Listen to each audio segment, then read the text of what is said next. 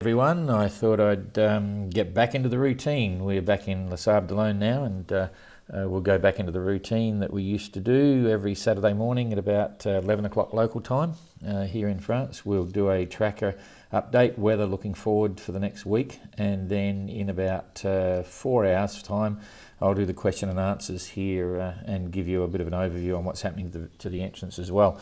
I'm not sure how many people will be watching. You're probably stuck on the Rum Road, and Alex Thompson hitting the rocks, and the Ultims finally getting in. A lot of action there over here for solo sailing, that's for sure. Some amazing stories and very exciting to watch. So for now, this is our most interesting situation. Jean-Luc is right in the thick of it. I'll just come over here. I'll expand that. This report is for 8 o'clock, so it's a couple of hours old, but he's still in the thick of this strong northwesterly gale that's come through.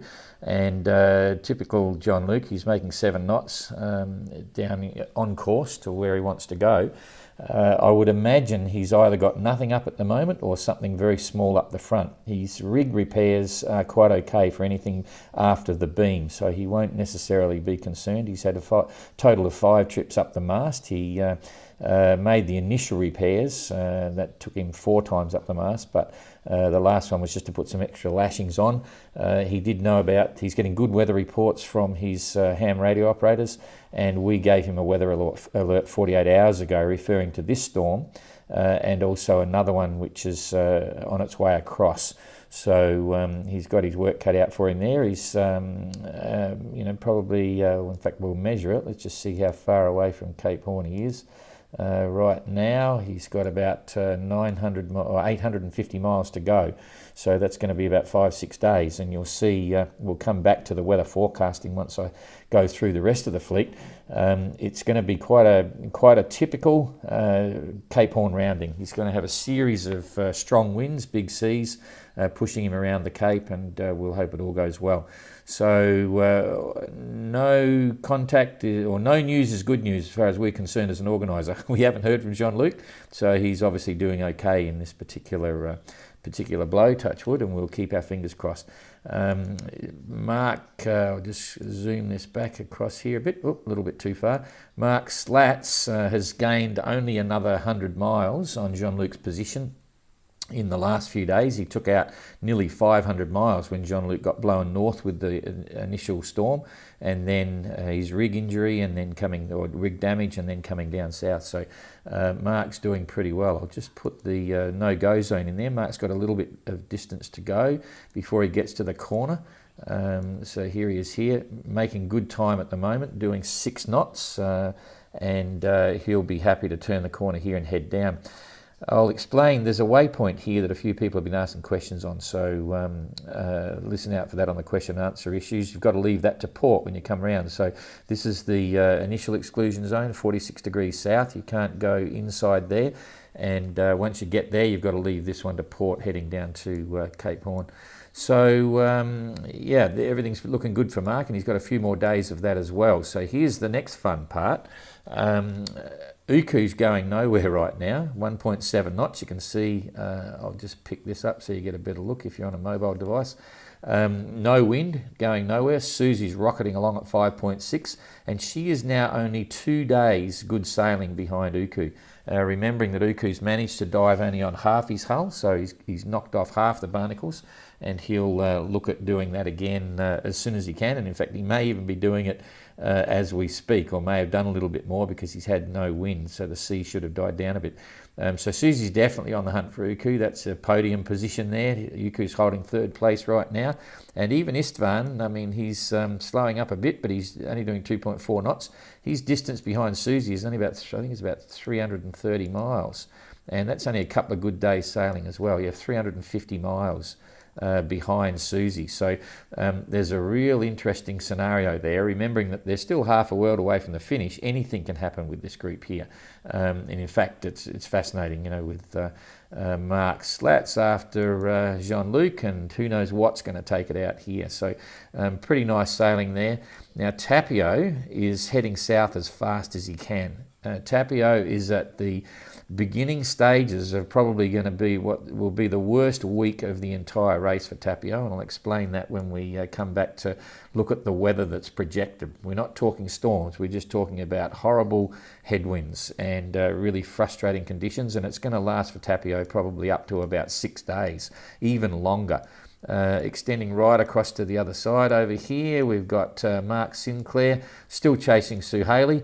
Sue Haley hasn't had a position update for some time. That's 6 days old, that position. So shortly you'll see Sue Haley rocket ahead and Mark be quite some distance behind. But he's doing okay. He's made it down to the 40th parallel. This is 40 south here, and I'm certainly very happy about that. That's the place to be if you want to go east.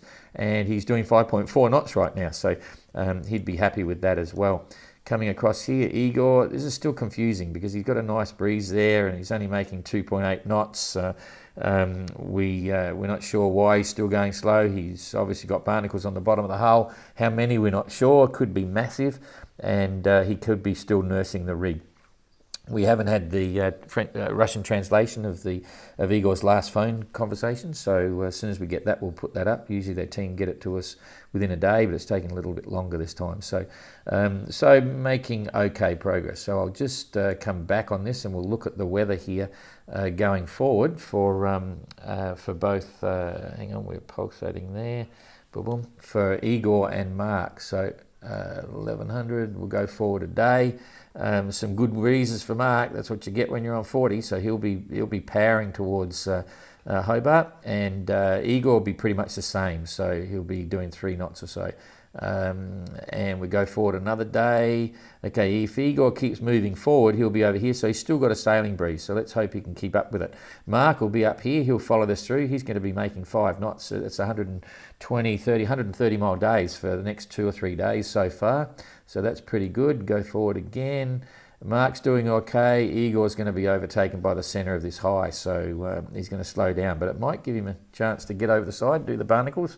Not sure. But slowly but surely catches the worm or something like that. Then Mark will fall into a hole. So they've got 3 days of good sailing. 4th day, no good. Igor's got some breeze. He'll start, get on the move again. So that's good. No storms are imminent. Or just to quickly do another one. Then they're back to reasonable breezes, the right direction. They'll keep moving. So that's good. Another day, a little bit light on for Mark. So all pretty average, but no storms. I've kicked forward a couple of days there, and this is what we want. This is what they're looking for. Now, if Igor can't lock into this and get 5 knots or so, this is typical roaring 40s. That'll be 25, gusting 30 through here, and he'll be able to get some progress. And same too with Mark. He'll be on his way down to Hobart. So the next week for them is average, frustrating, and then great. So expect to see some movement in the camp. Okay, come back to real-time weather now, and I'll just zoom this up to give you a good picture. We'll treat Tapio as his own weather. I want to show you what he's going to get, poor guy. He's not going to be a happy chappy, I can assure you. I'll come down to there. And so at the moment he's got a westerly, a little bit of south in it, and he knows what's coming. There's strong southeasterlies, and he doesn't want to get caught on a lee shore. So his plan now in his messages is to head south as quick as he can. He wants to get down here, so when the wind swings, it's going to actually give him at least a slant that's not dangerous, and he can keep away from the coast because it's going to be quite solid. So we'll just go forward a day. Okay, well, it's a day and a bit. And here we are, you've got these strong southerlies. So he can't push south at that point. So the further down here he is, the better off. If he's up here now, he's getting pushed into a lee shore. He's got no anchor. He couldn't go and, normally you could go and hide here. And I even thought, well, you watch and see what happens to the weather in the next 2 or 3 days. He's really in a bind. So at that point, he might have got down around here somewhere. If he's lucky, and now he'll have to start coming across this on the beam. Remembering that's 1 day forward, that's on the 18th. So we'll now go forward another day. That's a day and a bit, and you can see it's even worse now. It's come across to the southeast. He wants to come across it this way, and so it's going to be forward of the beam. The sea's going to build up. That'll be 25, 30, maybe gusting higher, 35, maybe even more, maybe gusts up to 40. and it's going to be very demanding on him. When it's strong headwinds, the stronger the winds, the further you've got to pull it away from the bow, because the seas get up, he's going to get bounced around, low freeboard, it's going to be very wet and uncomfortable and starting to possibly get a little bit ugly. So that's this is late on the second day out. We'll go through to the 20th.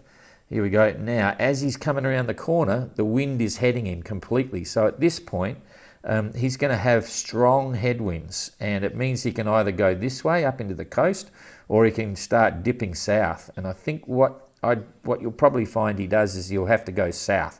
Two reasons for that. As he goes south, he's going to get away from this heavier band of breeze here. It's all being born or created by this really strong low pressure system up here. You can see if you look at the big picture, it's going a circular pattern like this. It's sucking the air down around the bottom of New Zealand, across the top, and into the center of this low. So this is the thing that's causing all the problems for him, and it doesn't get any better. That's 3 days out. So if we go another day, we come another day. Okay, the only good news is that it slows down a bit.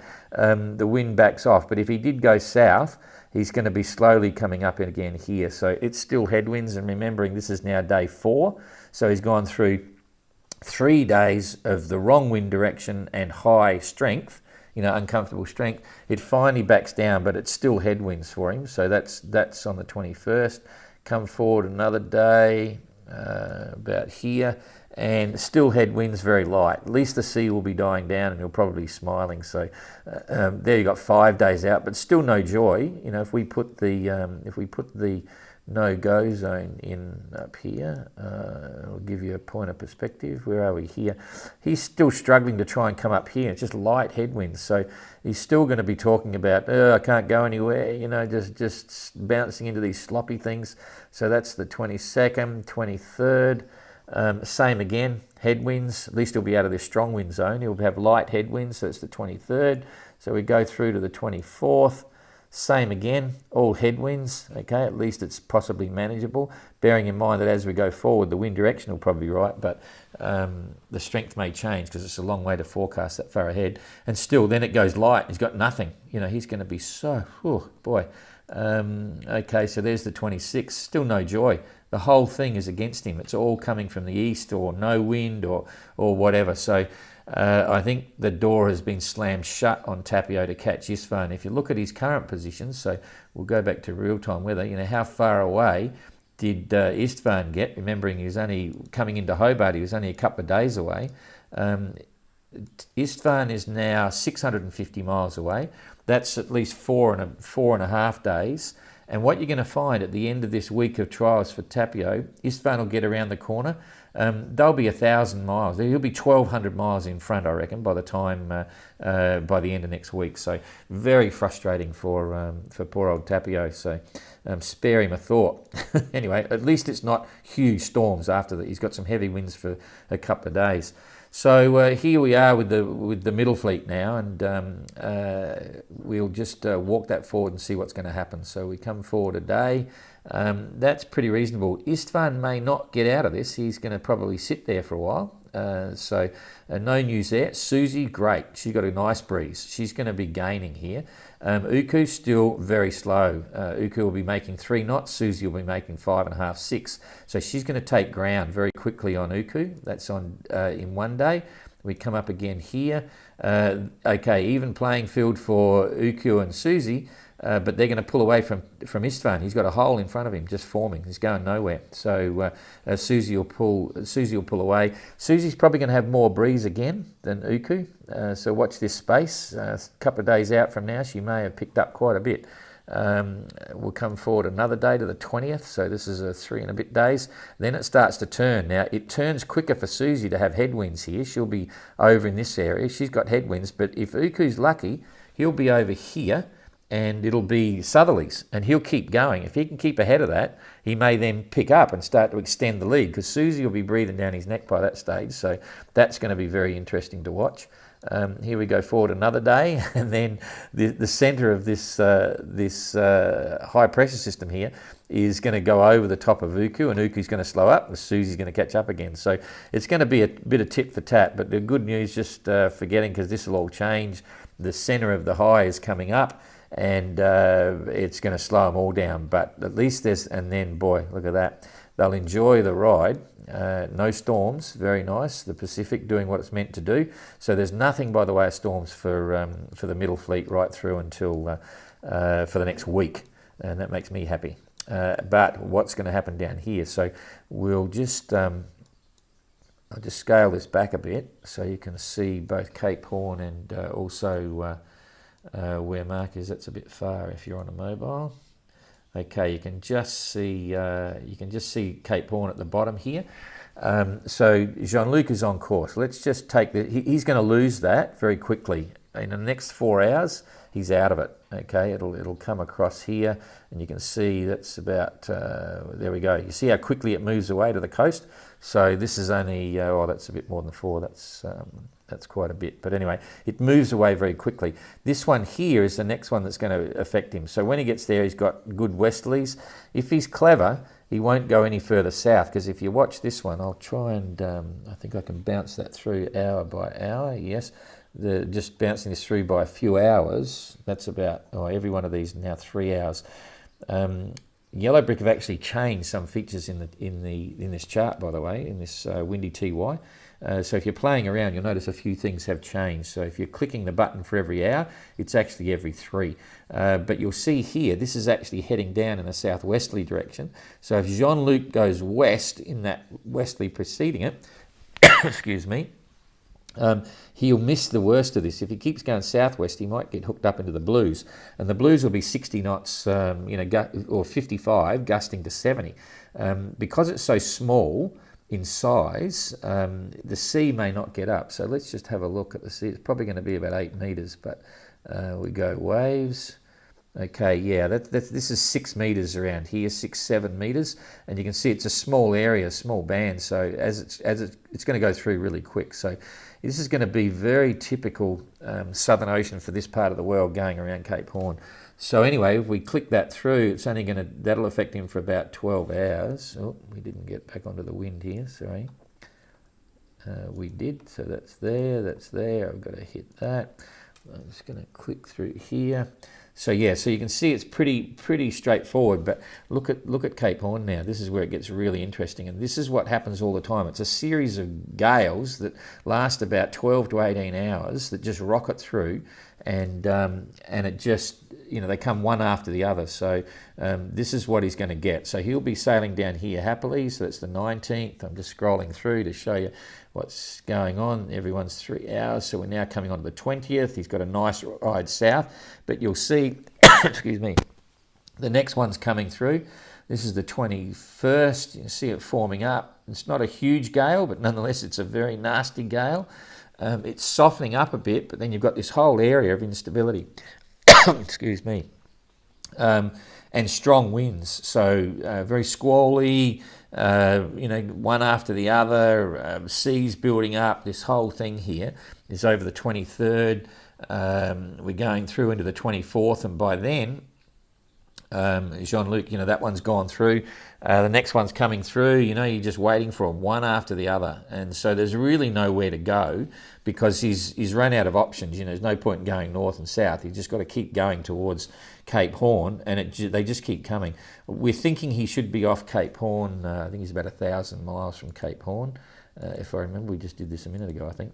So okay, he's 800 miles. So, so 800 miles. That's only going to be 1, 2, 3, 4, 5, 6. Okay, so 22nd, 23rd, 24th. He could be around by then. So that's kind of cool. But anyway, it'll be a case of watch this space. He could be through by then. So no massive, huge gales. The good news is for Jean-Luc, they're coming from the right direction. He wants them to be northwest or southwest or west. He doesn't want headwinds.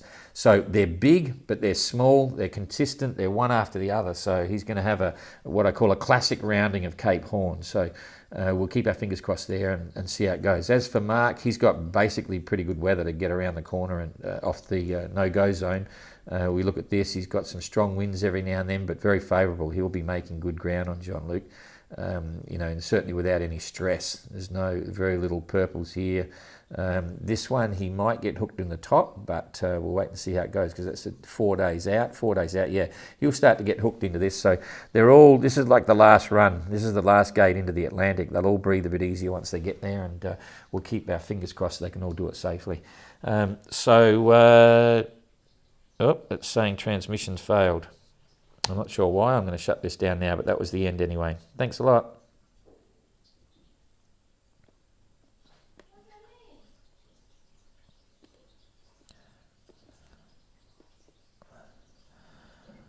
Broadcast communication error. I can't turn it off. Is that off?